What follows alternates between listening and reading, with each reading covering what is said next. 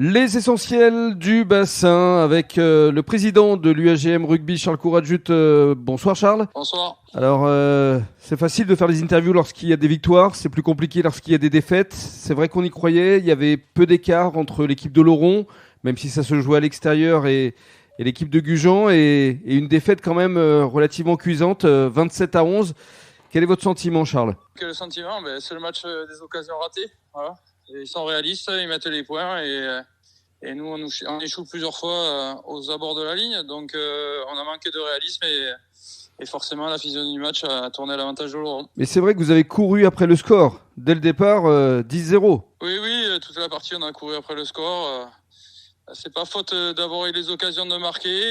On est revenu à 10-3 et puis on a repris un essai derrière et on vire à la mi-temps à 15-3 et dès l'entame on reprend des points. Donc oui, on a couru toute la partie et toute la partie derrière le score, toute la partie on a fait comme à notre habitude beaucoup de jeux mais on n'a pas été assez réaliste. C'est ça, beaucoup de jeux, beaucoup de vitesse, de vivacité, malgré tout dominé quand même en mêlée. Il y avait beaucoup d'intention, de volonté, vous souhaitiez faire du jeu, mais il y a eu quand même à chaque fois la faute qu'il fallait pas faire. Des en avant, des fautes de main, c'est pas passé à grand chose finalement.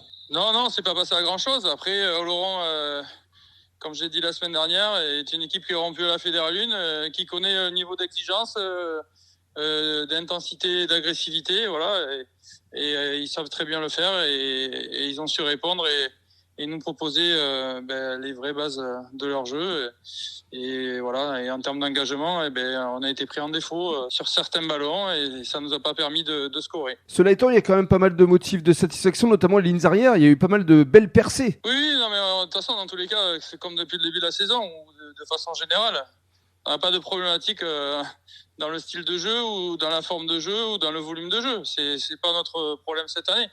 Mais voilà, on est un cran au-dessus et ce cran au-dessus, il faut réussir à concrétiser nos actions et à scorer, à marquer sur nos actions positives, sur nos temps forts et puis gérer un peu mieux les temps faibles. Voilà, c'est l'exigence de la Fédéralune.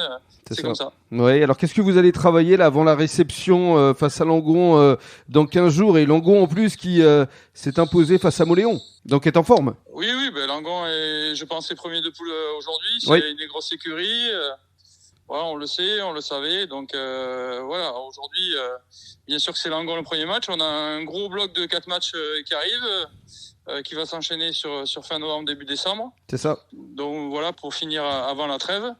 Qu'est-ce qu'on va travailler ? On va continuer à travailler et puis essayer de régler ces détails qui nous font défaut aujourd'hui et puis proposer un autre visage pour la réception de Langon à Bézians dans 15 jours. Donc on encourage tous les supporters à venir, être derrière vous, derrière les Barbottes. Ce sera le dimanche 27 novembre.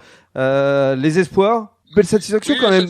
Les espoirs, satisfaction de la journée, qu'on revient de Laurent avec une victoire. Donc là, c'est le point positif. C'est ça. Parce qu'ils étaient quand même bien classés et sur une belle dynamique. Après, sur la première, voilà, on n'a pas à rougir dans le jeu. Maintenant, il faut qu'on soit plus constant sur les matchs comme on a pu l'être contre Saint-Médard le week-end dernier. Exactement, c'est ce qu'on souhaite évidemment à toute l'équipe dans 15 jours face à Langon. Merci beaucoup Charles. Merci, bonne soirée, au revoir. Au revoir.